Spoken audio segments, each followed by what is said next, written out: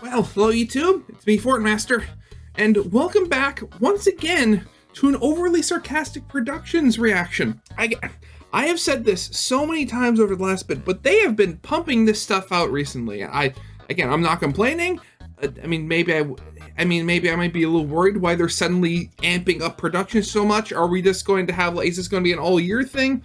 Or are they just going to be like for the first few months like this, and then there's going to be like a dry spell as they have to make new stuff? So today's video, Trope Talk, those dang phones. I'm sorry, I had to say it like that.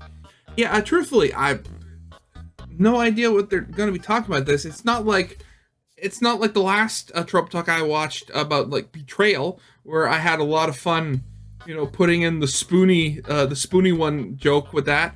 I have no idea what this one's going to be about. Is it maybe about like older generations not, like always getting angry at like the new things that the younger ones get up to? Something involving communication? I don't know. So without further ado, over half an hour long, 33 minutes and 32 seconds. Let's get into this, shall we? Hi, how you doing? How's your day been? Oh, interesting. Good. So here's something to consider. I, the person currently speaking to you and flagrantly encouraging parasociality, am not really here. I mean, I'm somewhere, probably napping or thinking about space, but I'm not here right now, speaking to you. What you're seeing is a form of recorded communication saved to a storage device somewhere in YouTube servers before being accessed and replayed by whatever cell phone, tablet, computer, or TV set you're currently looking at. And that's just one of the many forms of extremely impressive high-tech telecommunication we've gotten totally used to, despite that being absolutely wild when you think about it. The words I said in a cozy recording booth weeks or months or even years ago have been wound up and frozen in time by a large amount of extremely complicated technology latticed across thousands of miles with a chain of developmental history reaching back centuries, and then you pressed play and set them unspooling, creating the illusion of communication even though you and I are nowhere near each other in space or in time. Of course, there's a reason we aren't constantly losing our minds about the wondrous technological advancements that surround us. Normalcy is a completely relative concept, and people are extremely good at adapting to new developments and absorbing them into their concept of normal. If you've lived with something for long enough, it becomes an established fact of your reality, and you see it as normal and thus not worth thinking about too hard, no matter how buck-wild it might actually be on closer examination. But because of how good we are at seeing things as normal, it's actually very useful to sometimes take a step back and look at the world around us with fresh eyes, to see what factors are invisibly shaping our lives, and perhaps even examine how they came to be the way that they are. The way we think about ourselves and the people around us is strongly affected by the social and technological landscape we inhabit, and as new things enter those spaces and then become normal and thus invisible, we can be changed without even noticing it. For instance, I have a very good example of this. It didn't happen to me. It didn't even happen to I guess it did technically happen to my mother. My mother is a certified baby boomer in the literal sense. She was born in 1952. She had me late in life. But that being said, she was a kid when the first moon landings happened. Not the recent, not the ones that were like recently announced because they're going, the ones that they're going. The ones that they said they're going to go and actually land on the moon. I think it was on the South Pole in 2025. I'm talking about the Apollo missions. My mom was a kid watching on a black and white TV in Oakville, Ontario, Canada. And she watched them with her parents and her grandmother from who were all Lithuanian immigrants. My grandmother was certifiably a my great-grandmother was a certifiable moon landing denier, even though she watched it happen on the TV. When it happened, I'm told that she legitimately started laughing, asking people in the room, how can they expect us to believe something like that? And when you look at it from her perspective, it is completely understandable. She was old enough to see both world wars, the invention of and widespread adoption of electricity, flight, and which eventually led into space travel. That is even with like the human ability to adapt to change, That is a lot of stuff to have to take in one lifetime. I cannot even imagine what she would have been like if she had ever lived long enough to see the internet. Like being able to like do something like this at like super high resolutions, or being able to like video chat with somebody on the other end of the planet, when even with traditional phone calls, if you're talking with somebody on the other side of the planet, there's still a split second delay as the signal at the time would travel through the wires. It's a nuts to think how quickly the world has changed and how much it has changed in just the last like century and a bit. You noticed how many stories have magic cell phones now? Let me explain. Communication is a crucial element of storytelling, not just on a meta level, in that all storytelling is technically a form of communication from the teller to the audience, but within the structure of the story, characters being able or unable to communicate is a huge factor on the plot. Most obviously, miscommunication plots naturally rely on the characters having an imperfect mode of communication with each other, mishearing or misunderstanding, or only getting a fraction of the information they need. Dramatic irony is a meta trope that relies on the audience having information that the characters don't, frequently resulting in situations where the audience is rooting for the characters to communicate that information with each other and stop acting unwisely based on their incomplete knowledge. Overall, a lot of plots rely on the characters having incomplete information about the story they're in, and one way to facilitate this is to limit the amount of information those characters can communicate to each other. And of course, there's a lot of drama to be derived from characters trying to find people. If someone's gone missing or been captured or injured, the drama comes from trying to find and retrieve them when they naturally can't communicate where they are. Stress and fear can be provoked if the characters don't know for sure that another character is alright, or even if they're alive. And all of this hinges on the characters being unable to perfectly communicate at all times. And fortunately for the writers, just like in real life, if the characters aren't physically right next to each other or broadly within earshot, it's generally expected that they won't be able to communicate without the use of some form of long-distance communication technology, and if they don't have that, they'll be out of communication until they can get back in the same place. Thus, it's extremely easy to facilitate miscommunication or limited information plots because the characters just need to be physically separated. When characters are out of communication, they by necessity act in isolation since they can't coordinate with each other. They don't know for sure what the other character's situation is or what they're doing, and a lot of drama can result from that, like if the backup gets ambushed or someone gets betrayed at a crucial moment and nobody realizes till the plan's already halfway fallen apart. So many plots have been facilitated by characters not being able to call for help or contact authorities. As a rule, in most standard story structures, unless a character explicitly has an ability or technology that'll allow them to send a message long distance, characters are expected to be isolated unless they are physically in the presence of their allies. And for the vast majority of human history, this was normal. This was the expected state of being. Unless someone was actively choosing to be in communication with someone else, they were alone. But normal has changed. The march of progress in telecommunications technology has incremented our concept of what level of communication is normal. It's impossible to find reliable statistics on how many people in the world have access to cell phones and cell networks. Trust me, I tried. But at the bare minimum, we know it's more people than have ever had access to cell phones before. On top of that, the wide array of messenger apps and programs and sites makes it possible for almost any modern device to chat with any other. So a desktop computer can chat with a cell phone, can chat with a tablet, no problem, giving people even more ways to stay in contact regardless of what specific device they might have access to. And of course, if you have an iPhone, you can text somebody with an Android, etc., etc. The world is more connected than it has ever been, and that invisible paradigm is reflected in the stories we tell. Even the ones set in fantastical otherworlds or spec-fic futures. When it comes to communication, the assumed state of normalcy has reversed. Before, being able to contact somebody was a deviation from the norm. You had to send a letter or a telegram or a phone call or an email, and they had to be in the right place or at the right time to receive it. Now we tend to assume that if we can't get in contact with somebody almost immediately, something is wrong. Maybe their battery died, or they're stuck somewhere with no reception, or their phone was destroyed, or they're out of commission and can't answer. A million things could have gone wrong to knock them off the grid, but that's only worrying to us because the assumption is that they should be on the grid at all times. I can quite honestly say this is I love my life. I have a good life. I think a lot of people, when you get down to it, can say that. There are unfortunately some who can't, but that's neither here nor there at this moment in time. I really hate this whole thing of like having to be constantly like connected, having to constantly be ready to like talk or stuff like that, or being connected. I miss the days before I had a cell phone when nobody knew my phone number, because you don't know how many times a week it's the whole thing. I never expect somebody to call me. So when it does, I have a split-second panic attack, and 99 times out of 100, it's not something important. It's actually just like a Chinese. It's a telecom thing, or not even a telecom. It's a spam call where when I pick up the phone, they're speaking Chinese. Technology is a wonderful thing, but not all of the things that it brings are good.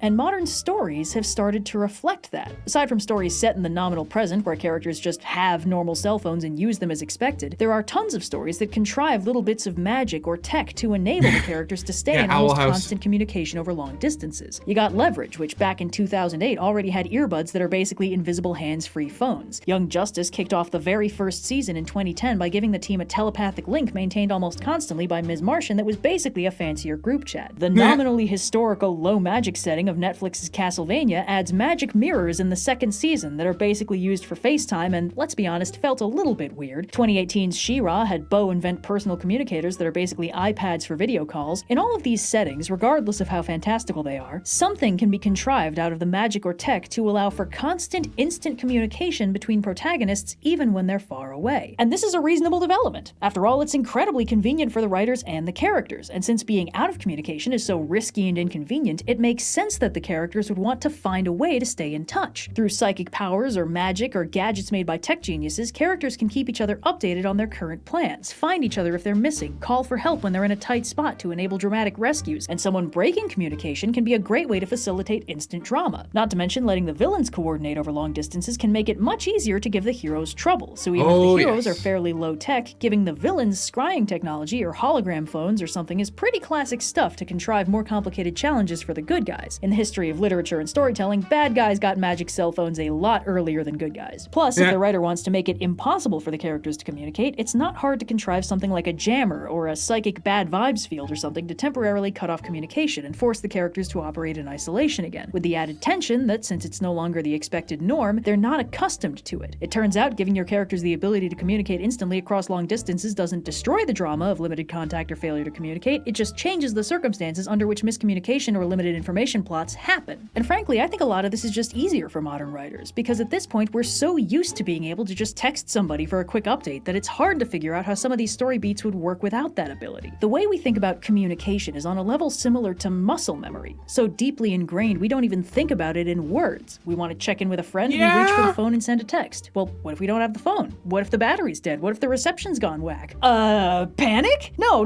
that's dramatic. Of course there are other ways to reach them, but those ways require more thought, more information, and are less readily and immediately available. How many of us have memorized all our friends' mailing addresses, or even their phone numbers, when messenger apps are so much easier to habituate to?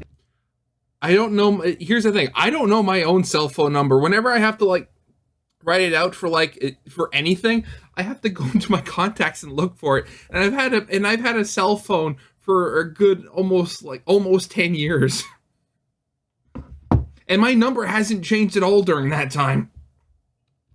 When chatting with a friend is as simple as type or dictate into Pocket Rectangle for a few seconds and then wait for it to go ding, the level of communication we take for granted becomes sky high. And as writers, if we're not careful, that reflects into our characters. But that's not a bad thing. It's not story breaking, it's just story changing. There's plenty of drama to be derived here. Everything from, has anyone heard from our teammate they went dark hours ago, to a character just really wanting to not answer the phone. And as long as the ability to link up the characters for long distance communication makes sense in setting, it's totally fine to let the characters magically text or psychically chat or whatever specific reskin we're using to make it fit the vibe. It makes sense that the characters would want to be able to do that. And conveniently, there are plenty of fictional methods for facilitating easy, constant, continuous communication, from magic mirrors to comlinks to telepathic teammates, so we can just let the characters do that, no harm, no foul. It's easy. Hey, yeah, wait a second. If these stories have had that kind of plot device the whole time, how did we justify all those problems that could have been solved with the equivalent of a cell phone? Why didn't these solutions work back then? Or more accurately, why didn't we think of them sooner? Many of these magic cell phone stories are installments of long-running franchises that never used those powers or that technology that way before the mid to late 2000s. When 2010's Young Justice had McGann hook up everyone's brains for zero-effort psychic group calls, it made me question why they didn't do that in 2006's Legion of Superheroes, or 2001's Justice League, or 2000's X-Men Evolution, or any number of superhero stories where one of the protagonists is a powerful telepath and the team's inability to consistently communicate over long distances is a frequent source of frustration or difficulty. When the Star Wars prequels gave the Jedi tiny handheld comlinks and interplanetary hologram phone calls, it made me wonder why the entire plot of 1977's A New Hope hinges on a droid physically carrying a message through contested interplanetary space, and why in The Empire Strikes Back, Han Solo has to physically travel out into a snowstorm to find Luke before he freezes because Luke has no way to signal or call for help. Now that we're so used to a level of ready instant communication, when we see a story that hinges on characters that are able to do that, not doing it, we notice. The concept of a cell phone is... Well,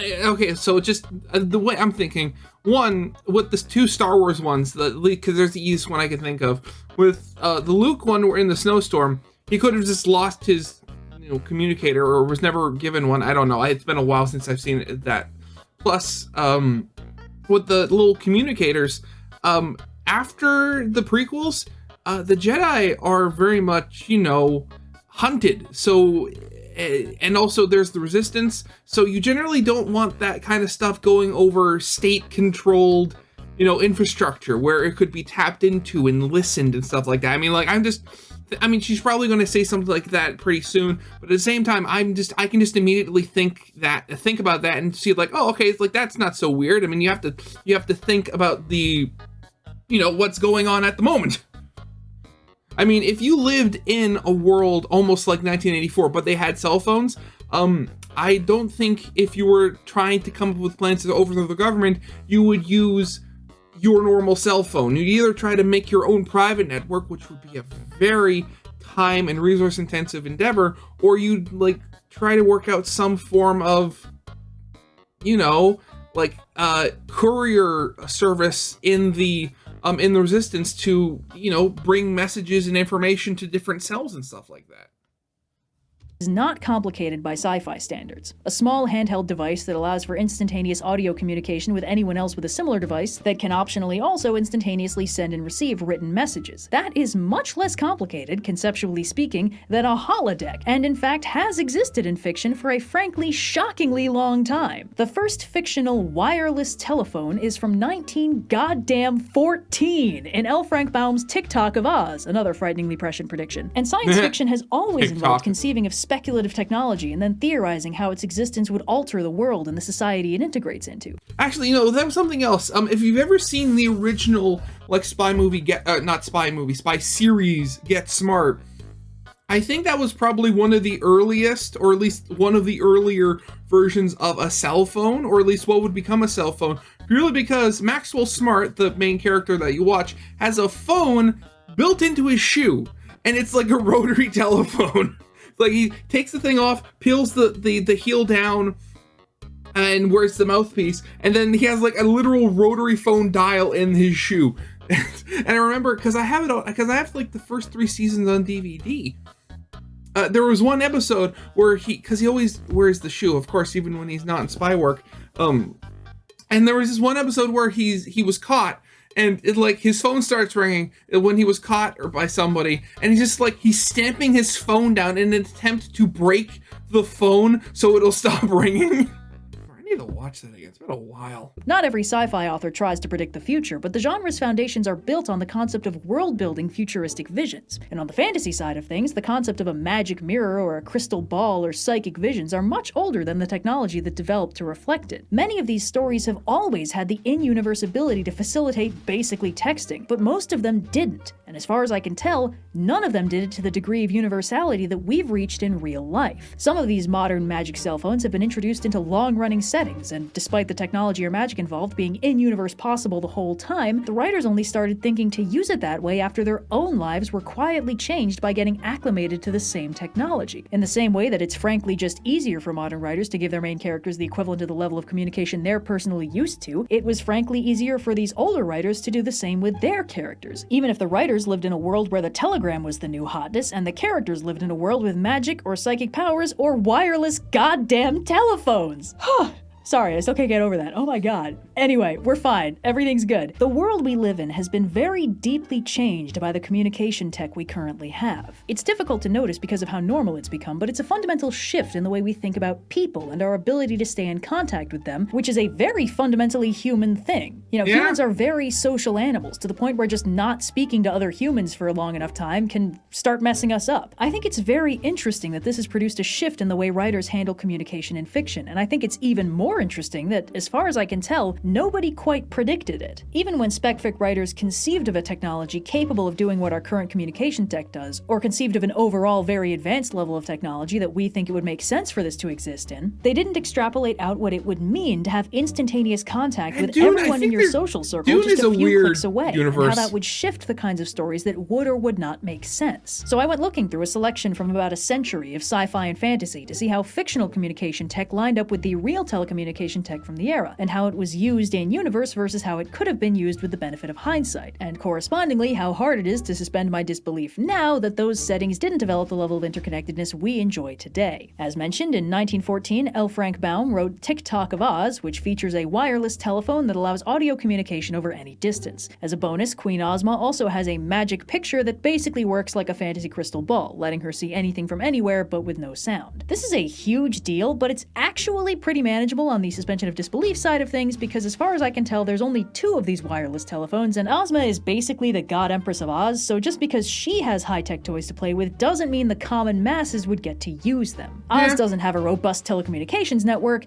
it's just a panopticon. Now, at this point in history, the telegraph and telegram system was pretty well established, and wired phone lines were several decades old, but the two-way radio had just been invented, so the vast majority of real-world communication tech relied on people either basically sending letters or being physically near their specific phone when it rang, but it was understood that radio-style portable communication tech was technically possible. Real telecom tech took several leaps forward in the 30s and 40s thanks to a little thing called World War II, which really did a lot to encourage the development of tech that had let people communicate even if they weren't in a specific known location, which in war tends to do that. Dense military terms is known as bad. Walkie-talkies were figured out in 1936, and the very first mobile telephone service was invented in 1946, functioning based on VHF radio. This was technically the first zero-G network. Of course, this didn't mean mobile phone tech was publicly available, it just meant cell service technically existed. This is around the time we started getting more long-distance communication in fiction. In 1952, This Island Earth featured a device called an interocitor that allowed for instant video and audio communication across interstellar distances, but it was also framed as an incredibly advanced bit of technology, and the main character being able to build it signaled that he was worthy of getting roped into an interstellar war. Our old buddy J.R.R. Tolkien wrote Palantirs into The Lord of the Rings in 1954, allowing long-distance scrying as well as communication, but requiring some magical finagling to work. Palantirs are also ancient relics of the First Age and are very rare and very powerful, and the vast majority of Middle-earth operates on a much more low-tech space where signal fires are the height of telecom technology. Isaac Asimov got in on the video call spec-fic game in 1957's The Naked Sun, where a culture of pathological introverts live their lives in total isolation from each other, assisted by armies of robot servants, and they get their human communication in by viewing each other through holography. Real-world tech was taking another gradual step forward this decade, as pager technology was first patented in 1949 and developed over the course of the 50s, mostly used in hospitals until the release of the first personal pager in 1962. It couldn't send or receive calls or messages yet, but it could notify the holder that someone was trying to call them so they could get to a real landline telephone and take the call. Meanwhile, back in fiction land, Frank Herbert's Dune in 1965 envisioned a space future 10,000 years deep where humanity spread across the stars and continued killing each other in all sorts of exciting ways with a truly staggering glossary of weapons and political tools, and despite this, communication is almost entirely done through physically transporting messages, relatively short-range radio, and a ridiculous piece of tech called a distrans that the Fremen use for long-distance communication that imprints a coded message into the brain of a small animal that can then be decoded with another distrans from that animal's cry.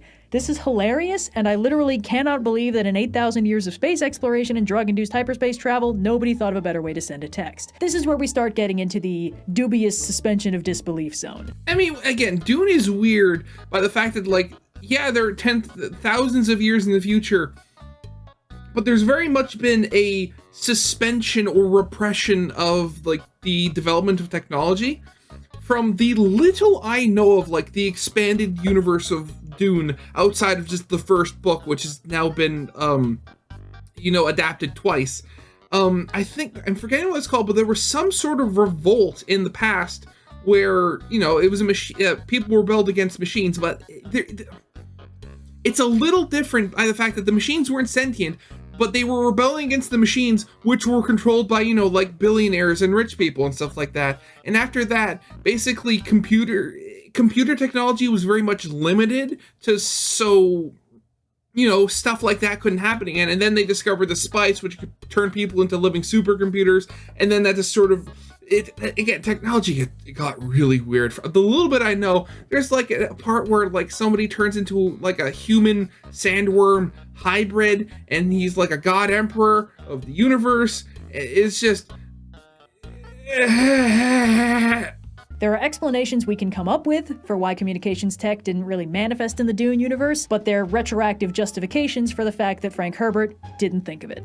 It's fine. Speaking of hilarious, 1965 also saw one of the first installments of Larry Niven's known space series, a short story called Becalmed in Hell, where spacefaring characters exploring Venus communicate through radio, and then when they're back on Earth, use telegrams. 1966 was a big year for sci-fi because we got Star Trek. Star Trek's communicators allowed crew members to communicate with each other and the ship, but longer distance communication wasn't really discussed, and since the characters are rarely far from the Enterprise, it's difficult to know the practical range. That said, Star Trek was actually really good about the characters typically staying in contact with each other, or at least having the option to, in large part because it was drawing on the real-world forays into space exploration, where astronauts would rely on radio to maintain constant communication with their ship and each other, since the vacuum of space kind of limited their options. So while the crew of the Enterprise staying in near-constant audio communication when on an away mission seems like a big leap forward, it was actually following in the footsteps of real-world technology, because that's what real-world astronauts were already having to do. On the flip side of things, Ursula K. Le Guin's novel Rocannon's World coined the concept of an Ansible, a device that specifically facilitated instant communication across interstellar distances regardless of light speed constraints. This allowed her to world-build a loose interstellar civilization that maintained large-scale communication, but not small-scale contact on a personal level, so her characters were still mostly operating in isolation or on a person-to-person scale. 1968 was another big year for sci-fi since it gave us 2001: A Space Odyssey, which was neat in a lot of ways, but for our purposes is only really cool because it showed us what 1968 thought the future of phone booths would look like. A lot like regular phone booths, but now with video screens. 2001 shows us a brief glimpse of picture phones that allowed for video calls from the orbiting space station down to Earth. The character uses a public picture phone booth for a small fee, but is clearly calling a personal picture phone in his house. This mirrored a bit of real tech that AT&T would try and fail to launch in 1970, innovatively called the picture phone. Basically a corded phone with a small television screen on top and presumably a camera built into the chunky top part of the screen. It was a very popular idea that video calls would be the telecommunications staple of the future, but the hardware just wasn't where it needed to be to make it commercially viable for general public use, and of course if the person you were talking to didn't also have a picture phone, there was really no benefit, so it flopped pretty hard. 1969 was an even bigger year for sci-fi because it saw the real, actual moon landing. This is What was I talking about before with my great-grandmother? Milestone for humanity overall, and an even better milestone for us because it involved a whole lot of long and short-range radio transmissions. It was a huge inspiration for sci-fi writers, and it highlighted the growing understanding that, on a theoretical interplanetary scale, radio was a less-than-ideal method of communication. Because radio waves are a form of light, therefore radio is limited by the speed of light, and thus even just going as far as the moon produced a delay of 1.3 seconds. Even the sun's comparatively short distance of 8 light minutes meant that going that far would make instant audio communication impossible, and it would prevent mission control from helping the crew in the event of a time-sensitive crisis. A single transponder was all that was keeping the lunar module in contact with mission control back on Earth, and the communication was spotty, possibly because the computers running the whole thing had less oomph than a TI-84 calculator. And whenever the command module orbited behind the moon, it lost all radio contact with the Earth because the moon was in the way, temporarily making astronaut Michael Collins the most isolated human being in the universe. In short, while it was definitely the coolest thing our species has ever done, it signaled why we'd need to be a lot higher tech before we could, practically speaking, get any farther. This would encourage Again, we're going back to the moon in a couple years, and I think, well, one, there's going to be Canadian in the crew that's in the next mission, which is going to just orbit the moon. But from what I understand, the 2025 mission will be landing on the South Pole, and I think is like one of the first steps in setting up like a more permanent like base of operations on the moon for future exploration, which, I mean, that's cool.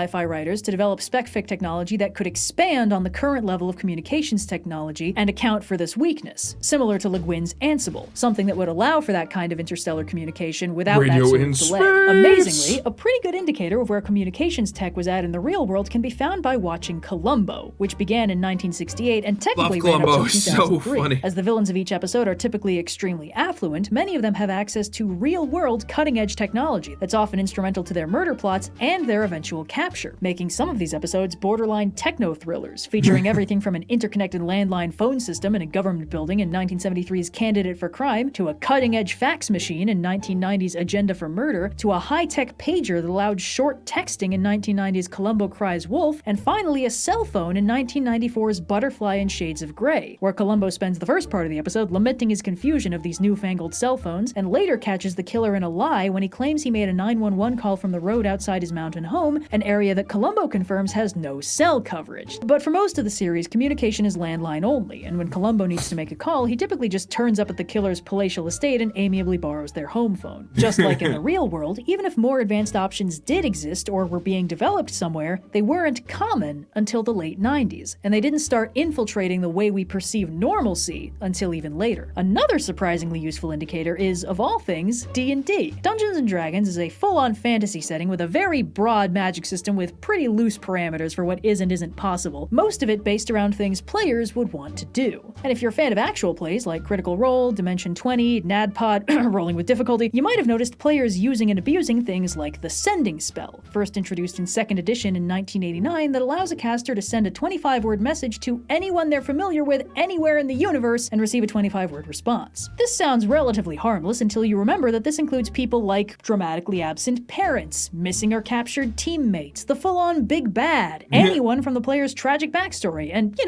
anyone they've ever met. Modern actual players will use this spell and other similar abilities to stay in touch with each other when the party's split, which is probably what the spell was originally intended for, and then they'll use it to harass NPCs they like, to fish for information, to check in to see if someone's still alive, and to overall make the game world feel remarkably readily accessible, even perhaps a little bit small. And whenever this happens, there's kind of this vibe, this feeling from the DM, like, well, that's what those spells are for, but somehow I didn't realize it could be used to solve that problem so easily. And if you check earlier editions, it's pretty clear that facilitating telecommunication was not a priority for the designers, or presumably the players. Its first edition, AD&D, came out in 1978, and I combed through the spell list looking for anything that would let the players communicate with each other over long distances. I found 3 things. The message spell, which lets a caster whisper a message that travels in a straight line to the person they're pointing at, so its long-distance applications are very limited. Yeah. The magic mouth spell, which programs an object to grow a mouth and state an up to 25-word recorded message when a condition is met, and a DM's guide-only rule set about magic mirrors and crystal balls that allow for one-way scrying, basically just so the bad guys can spy on the good guys, because AD&D was basically just stealing everything possible from Lord of the Rings, so of course they wanted to put in Palantirs. 1989's AD&D 2nd edition came out 6 years after the first commercially available cell phone, and added a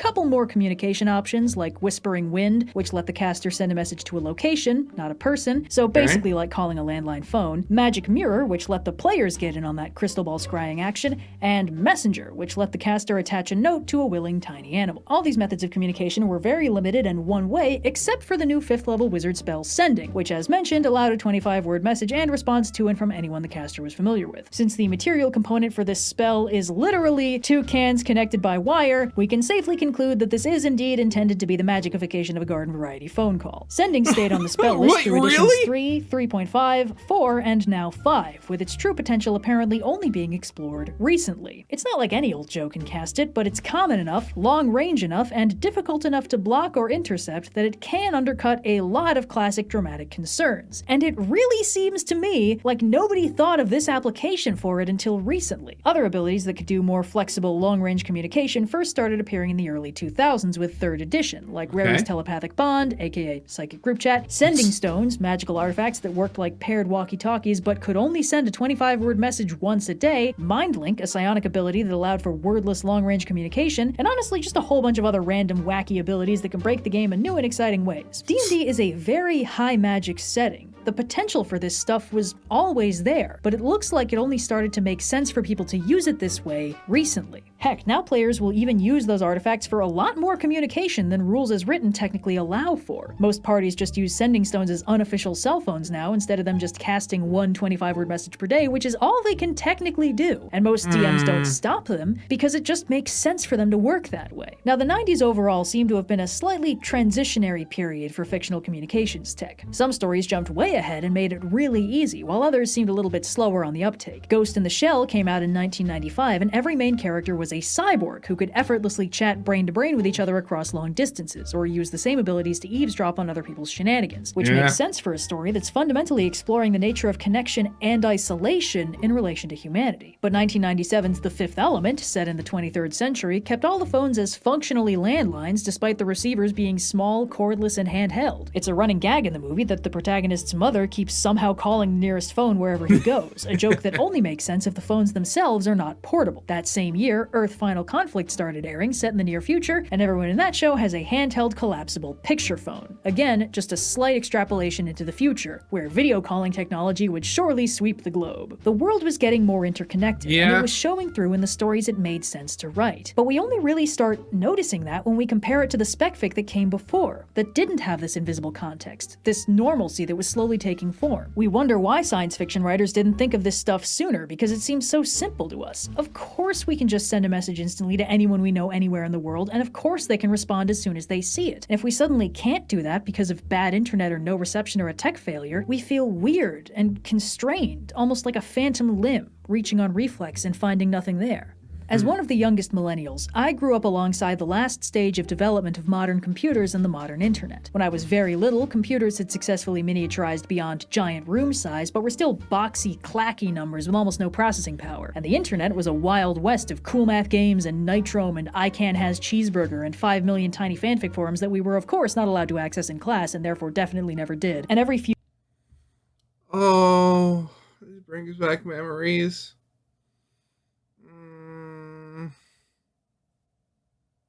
grades, the school upgraded to a new set of computers to work on, starting with those smooth, translucent, fruity 2000 iMacs and eventually moving up to those shiny white plastic iBook G3s. My school had policies against kids carrying those newfangled iPods, no matter if they were the old version with the circular scroll wheel or the tiny iPod Shuffle with no screen and no buttons, and a couple of the really fancy kids with really fancy parents even got BlackBerry phones later in the game. The iPod Touch and the iPhone came out when I was 11 and they completely changed the game. Smartphones were the new hotness, everything was now touchscreen or bust, and everyone I knew was getting one. By the time I hit high school, the official rules had slackened a little, kind of out of necessity, because at that point almost every kid I knew had a cell phone and a parent behind them insisting they keep it on them for safety reasons, because it turns out it's really convenient for a parent to be able to always contact their child. So the school ruled that no phones or iPods out in class, but they could be used at lunch or on a break. Meanwhile, in the background, cell coverage got broader, screens got higher res and much less breakable, social media began to take form and encourage a lot more online communication. Texting had been integrated into cell phones a while back and was technically still a thing, but secondary apps for messaging also started popping up all over the place. FaceTime was an unreliable mess at launch, but now that so many people had at least one device with a camera, a screen, and an internet connection, the dream of the picture phone finally became a reality with easy instant video calls, to which most people said, "Could you maybe just text me instead?" and moved on.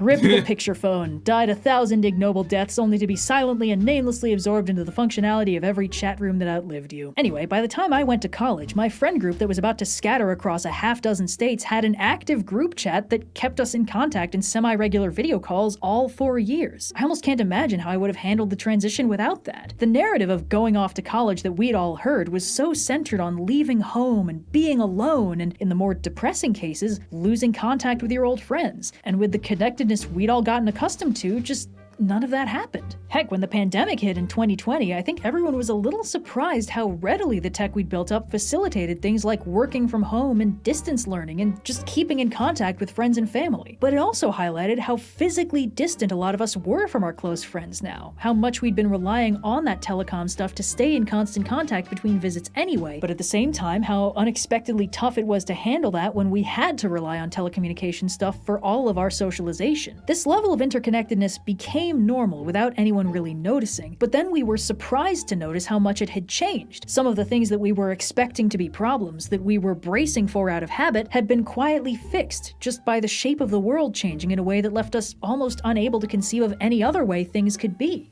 Fiction is a mirror of reality. It's not intended that way, and that's certainly not all that it is, but one of the many things it provides is insight into the things that the author couldn't see, that they regarded as ubiquitous or invisible, or, bluntly, normal. And when we live through a change in what normal is, one of the ways we can most easily notice this is in how old works of fiction start hitting different. Our normal has diverged from their normal, and this shows through in the invisible things. The things the characters don't think of, the principles they don't question, the problems they don't solve, the applications for existing concepts they don't use. Even when writers construct far-off fantasy worlds with completely different rules, or when they explicitly speculate about the future of science and technology that could grow out of our own, there are concepts that are normal to them. Concepts that are dependent on their highly specific circumstances and lives that they can't see. I made a ton of statements in this video that are strictly based on my life experience, and how my personal perception of normal was shifted by the gradual change in the tech I grew up with. But I grew up in a big city in the US and went to private schools whose clientele skewed affluent, and I regularly saw the cutting edge of tech become mainstream in my community within a few years of its invention. And nowadays, my work 100% centers on putting stuff online, and some of my closest friends live halfway around the world. I spend a lot of time texting people, and I've personally gotten very used to doing the bulk of my communication online. My experience is nowhere near universal, and my normal is probably a lot more online than some of yours. But regardless of my many biases that I can only do so much to compensate for when writing this script, this overall shift in the space of fiction is very real and very noticeable. Stories have been incorporating more and more telecommunication magitech and making it more and more accessible for its characters. The level of interconnectivity we now think of as normal is starting to seep into the invisible substrate of fictional normalcy, and because of how central the concept of communication is in fiction, it is changing a lot of stuff. And even if it doesn't stick out too much, we still notice. It itches in our brain a little, not because it's out of place, but because it's too in place. It makes sense to us that our characters should be able to reach out to each other the way we reach each other. It only feels a little bit weird because we're not used to seeing it, and that maybe makes us wonder why we're not used to seeing it. We're used to cracking jokes about how this plot would have never happened if the heroes had cell phones, or God forbid anyone call 911, etc., etc. It's slowly becoming more and more widespread precisely because it's becoming harder and harder to notice. I started writing this script because I caught myself doing this in my own work without thinking. I invented a simple magical message network and gave my protagonist access to it because it made sense for it to exist and be fairly readily available considering the world building I'd already established, and why not do it, right? It'd make a lot of plot points easier for me to arrange. And then I realized that without even thinking about it, I'd made it a lot harder for myself to write a ton of those nice, comfortable, tropey plots that rely on the characters being out of communication. And then I started questioning where this disconnect in my creativity had come from, why it was so easy for me to create this plot device without even thinking about it, and only then noticing the enormous consequences of introducing that level of interconnectivity into my otherwise largely low-tech fantasy setting drawn from all my most beloved fantasy tropes that were invented back when the cordless telephone was science fiction. This is so weird to me. I didn't want this script to be twice as long as my usual ones, but I couldn't get this out of my head. And this is just the main rabbit hole. The fact that social and technological norms invisibly infiltrate the fiction of its era, even if that fictional setting is completely divorced from reality, is a hugely interesting space of analysis at the root of everything from tokenized stereotypes to media aging poorly, to how storytelling has always been intrinsically political, to about half the arguments of death of the author. And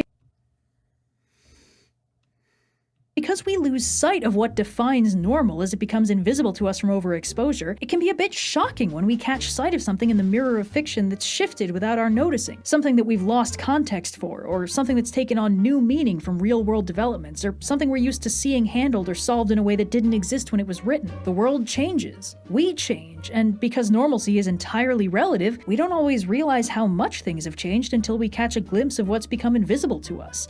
Because we're always on those dang phones, you know? Oh god, I'm sorry. So yeah. I guess this entire thing has just been, an entire essay just proving that there is no such thing as an original story.